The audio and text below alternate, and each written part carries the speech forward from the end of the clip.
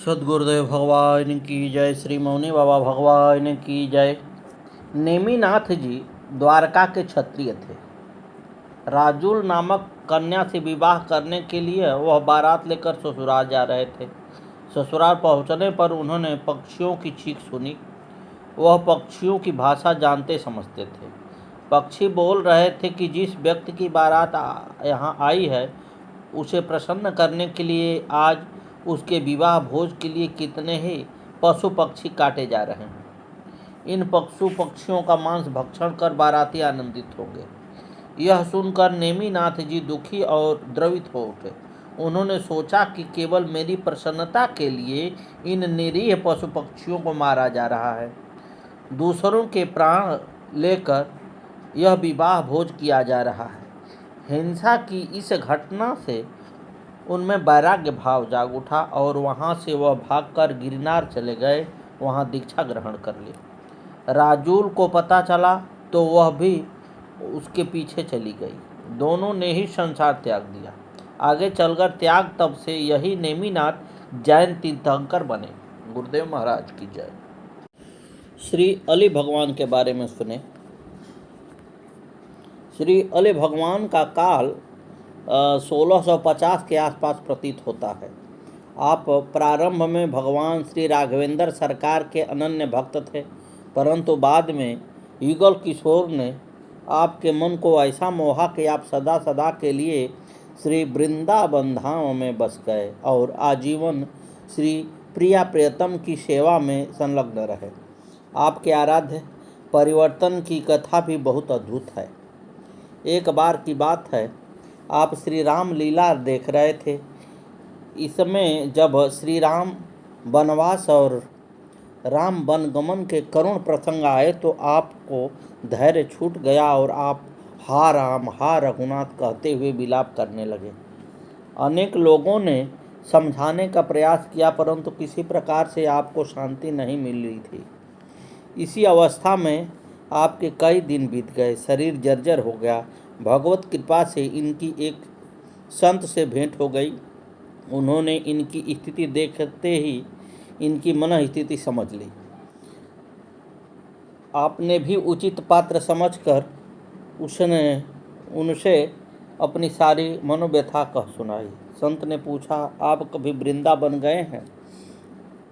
आपके नहीं कहने पर वे आपको लेकर वृंदावन धाम आए और भगवान श्री कृष्ण के श्री रास लीला अनुकरण का दर्शन कराया। भगवान श्री कृष्ण ने भी अधिकारी जानकर आपको लीला स्वरूप में ही अपनी दिव्य झांकी का दर्शन कराया। भगवान का साक्षात्कार होते ही आपका विरह दूर हो गया और मन में एक नई उमंग आ गई। आपने निश्चय कर लिया कि अब मैं इन्हीं रास बिहारी भगवान की सेवा करता हुआ यहीं वृंदावन में ही रहूँगा। परंतु दूसरे ही क्षण आपको ध्यान आया कि श्री गुरुदेव जी ने तो मुझे श्री सीताराम जी की सेवा सौंपी है। ऐसे में उनकी सेवा छोड़कर श्री रास बिहारी जी की सेवा करने से कहीं भगवत अपराध न बन जाए। अंत में आपने निश्चय किया कि अब मैं श्री सीताराम जी की ही रास बिहारिणी के रूप में सेवा करूंगा। इस प्रकार श्री रास बिहारी की सेवा में रहते हुए भी आपकी श्री सीताराम जी के प्रति अनन्यता बनी रही। श्री विट्ठल विपुल देव जी महाराज। श्री विट्ठल विपुल देव जी का जन्म मार्गशीर्ष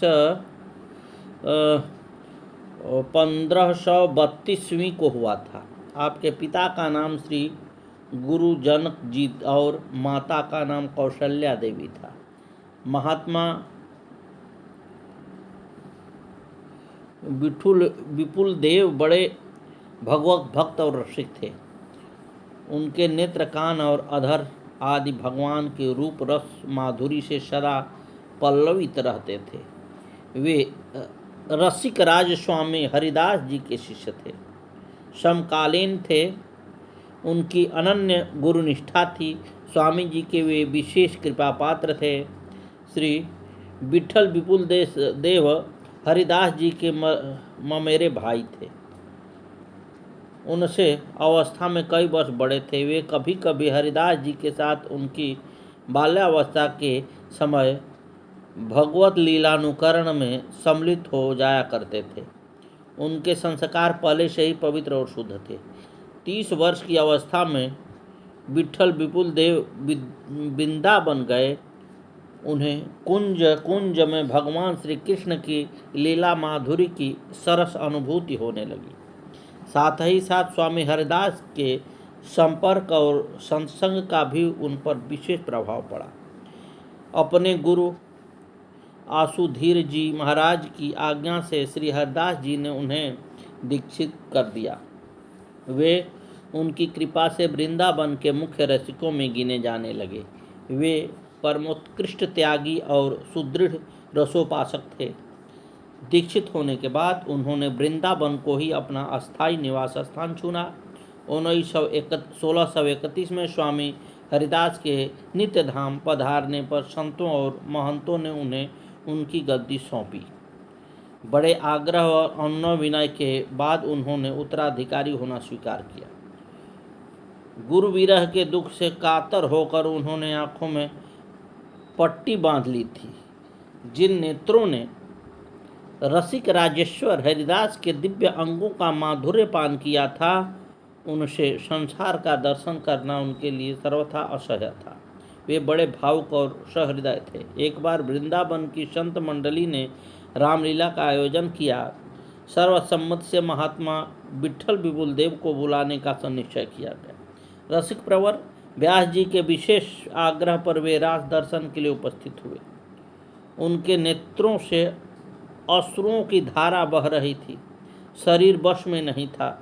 रास आरंभ हुआ। प्रिया प्रियतम की अद्भुत पद्म नुपुर ध्वनि पर उनका मन नाच उठा। दिव्य दर्शन के लिए उनके हृदय में तीव्र लालसा जाग उठी। विलंब असह्य हो गया। भगवान से भक्त की विरह पीड़ा न सही गई। उनकी आह्लादिनी शक्ति रसमयी रास स्थित श्री रासेश्वरी ने कहा, मेरे दर्शन करो, मैं राधा हूँ। नित्य केली के सहचर्य रस के स्मरण मात्र ने भावावेश में उन्हें दर्शन के लिए विवश किया। उन्होंने पट्टी हटा दी। नेत्रों ने रास रसिक शेखर नंद नंदन और राधा रानी का रूप देखा। वे खुले तो खुले ही रह गए, पट्टी अपने स्थान पर पड़ी रह गई। विट्ठल विपुल देव ने रासस्थ भगवान और उनकी भगवत्ता स्वरूप साक्षात राधा रानी के दर्शन किए। उनके अधरों पर स्फुरण था, हे राशेश्वरी, तुम करुणा करके मुझे अपनी नित्य लीला में स्थान दो। अब मेरे प्राण संसार में नहीं रहना चाहते हैं। बस वे नित्य लीला में सदा के लिए सम्मिलित हो गए। उनकी रसोपासना ने पूर्ण सिद्धि अपनाई। वे भगवान के रास रस के सच्चे अधिकारी थे। रसिक संत और विरक्त महात्मा थे। भगवान ने उन्हें अपना लिया। कितना बड़ा सौभाग्य था उनका। श्री गुरुदेव महाराज की जय। श्री जगन्नाथ धानेश्वर जी। श्री जगन्नाथ धानेश्वर जी महाराज श्री गौरांग महाप्रभु के शिष्य थे। आप बड़े ही संत सेवी महात्मा थे और संतों को भगवान का ही प्रतिरूप मानते थे। एक बार आपके मन में श्री जगन्नाथपुरी जाकर महाप्रभु श्री जगन्नाथ जी के दर्शन की अभिलाषा हुई, परंतु फिर मन में आया कि मेरे घर पर न रहने से संतों का ठीक से सत्कार न हो पाएगा, अतः संत सेवा छोड़कर भगवान का दर्शन करने जाना उचित नहीं। भगवान का दर्शन करने से मेरा व्यक्तिगत कल्याण होगा, परंतु यहाँ संतों का कष्ट होगा। ऐसा सोचकर आपने पूरी जाने का कार्यक्रम स्थगित कर दिया। तब आपके एक शिष्य ने सलाह दी, महाराज आप 3 दिन के लिए श्री जगन्नाथपुरी की यात्रा पर चलिए। उतने दिन तक अन्य लोग यहाँ काम संभाल लेंगे। शिष्य की बात आपको ठीक लगी और आपने पुनः चलने का मन बना लिया। भगवान जगन्नाथ जी ने आपका अपने प्रति प्रगाढ़ प्रेम और संतों के प्रति अनन्य निष्ठा एवं सेवा भावना देखी। तो गदगद हो गए तथा लगातार 3 दिनों तक उन्होंने घर पर ही आपको दर्शन दिया। संत सेवा की इस तरह से प्रताप और भगवत कृपा को देखकर आपने पुनः यात्रा स्थगित कर दी और संत सेवा में ही लगे रहे। श्री भगवान ने गीता में कहा है कि जो मुझे जिस भाव से भजता है मैं भी उसका उसी भाव से भजन करता हूँ। महाभारत में एक उदाहरण आता है कि भीष्म पितामह सरसैया पर पड़े हुए भगवान श्री कृष्ण का ध्यान करते थे और इधर भगवान श्री कृष्ण भी ध्यान अवस्था में अपने भक्त भीष्म का ध्यान करते थे। भगवान का वैसा ही भाव श्री जगन्नाथ धानेश्वरी जी के प्रति भी था। एक बार धानेश्वरी जी महाराज ने अपने आराध्य श्री ठाकुर मनमोहन जी का वसंत श्रृंगार किया। उस समय प्रभु की अद्भुत सौंदर्यमयी छवि का अवलोकन कर आप भाव विभोर हो गए और आपकी ध्यान समाधि लग गई। उस अवस्था में भी आप प्रभु की उसी मनोहर झांकी का दर्शन कर रहे थे। आपकी इस तन्मयता को देखकर भगवान भी मुग्ध हो गए और आपकी भवदशा का दर्शन करने में तन्मय हो गए। उस समय भगवान कीट भृंग न्यास से धानेश्वरी जी का दर्शन करते हुए धानेश्वरी जी के ही स्वरूप हो गए। यहाँ तक कि उसी समय धानेश्वरी जी का एक शिष्य उनका दर्शन करने आया तो उसे यह देखकर आश्चर्य हुआ कि गुरुदेव ही आज भगवत विग्रह के स्थान पर विराजमान हैं।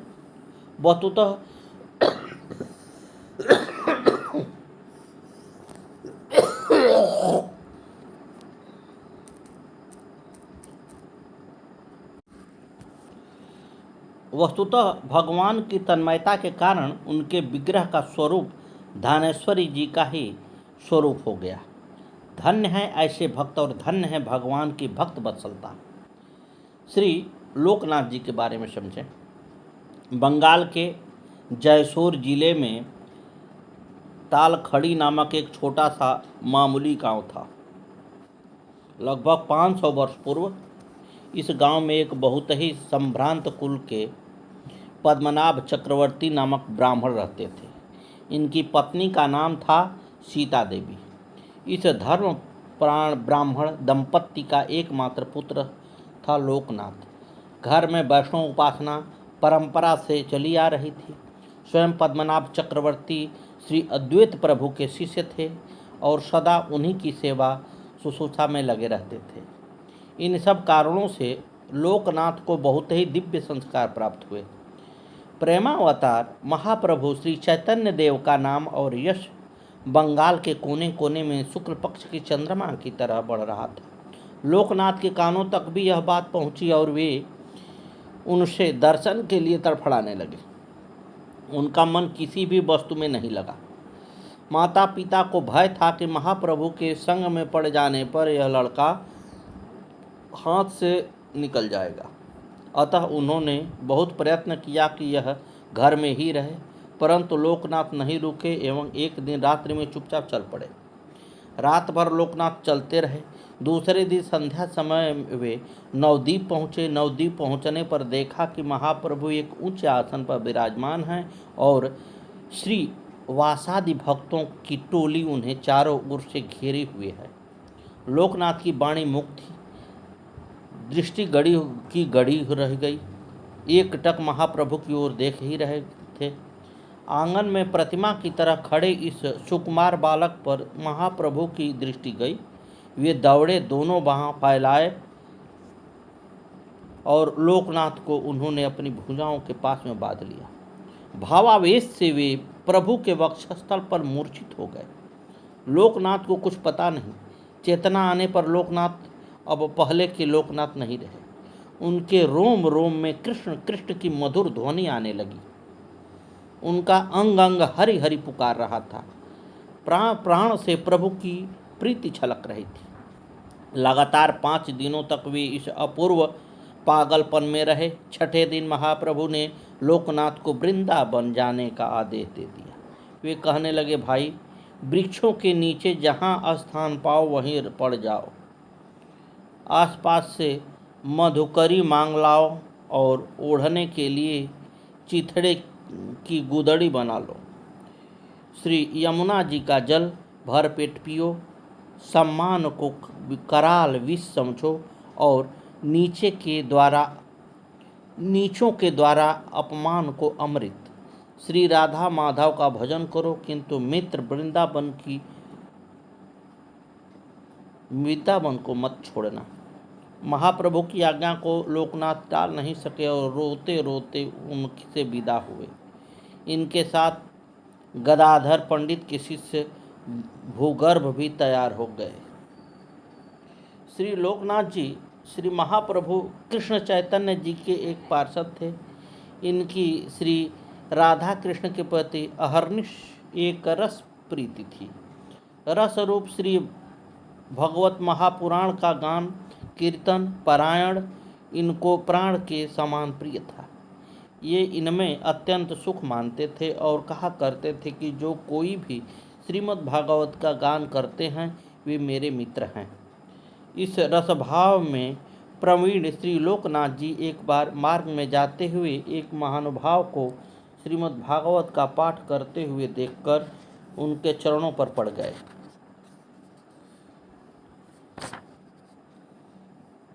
वृंदावन की दशा उन दिनों विचित्र थी।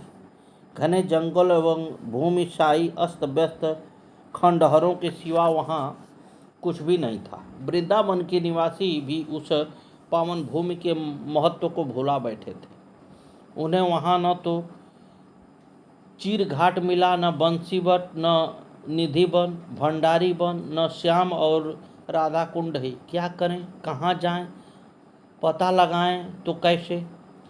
अंततो गत्वा निराश हो सर्वतो भवा से वे श्री राधा रानी की शरण में होकर गोविंद गोविंद हरे मुरारे राधा कृष्ण गोपी कृष्ण श्री कृष्ण प्यारे का कीर्तन करने लगे।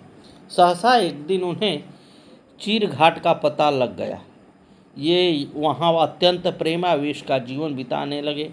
लोगों ने इनकी प्रसिद्धि भी हुई। लोगों ने इनके लिए कुटिया भी बनानी चाहिए, परंतु इनके लिए तो निश्चय किया हुआ था कि रहना किसी पेड़ के नीचे ही। यह दृष्टा से जो कुछ मिल जाए उसी से पेट भर यमुना का जल पीकर मस्त रहते। कुछ दिन पश्चात लोकनाथ ने महाप्रभु के सन्यास की बात सुनी। साथ में यह भी सुना कि ये दक्षिण भारत के तीर्थ यात्रा के लिए गए हैं।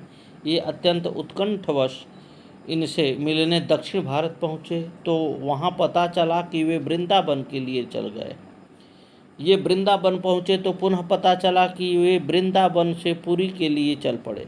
लोकनाथ का हृदय बैठ गया, परंतु स्वप्न में श्री महाप्रभु ने इन्हें समझाया कि तुम निराश मत हो, मैं अब राह का भिखारी हूँ। तुम मुझे इस वेश में देखकर बहुत दुख पाते, इसलिए मैं तुमसे नहीं मिला। अब लोकनाथ और भूगर्भ ने चीर घाट पर अपना डेरा जमा लिया और अंतकाल तक वे वहीं बने रहे। रात दिन कृष्ण कृष्ण की रट लगाए रहते और रात को बस 1-2 घंटे सो लेते। न कभी किसी से मिलते न बात करते। लोकनाथ ने अपने शेष जीवन के दिन वृंदावन में भगवान के भजन का आश्रय लेकर एक आदर्श प्रेमी एवं एक आदर्श विरही के रूप में व्यतीत किया। श्री चैतन्य चरितामृत के रचयिता श्री कृष्णदास कविराज अपने ग्रंथ के प्रणयन के पूर्व लोकनाथ स्वामी जी के चरणों में आशीर्वाद लेने आए। लोकनाथ ने उनके लिए सहर्ष हाँ भरी, परंतु अपनी एक शर्त रखी, वह यह कि इस ग्रंथ में उनकी कहीं भी न तो चर्चा आए न उनमें महाप्रभु के संबंध की ही बात लिखी जाए। इतनी मूक और निरीह उपासना भी लोकनाथ स्वामी की थी। गुरुदेव महाराज की जय। आगे की कथा कल।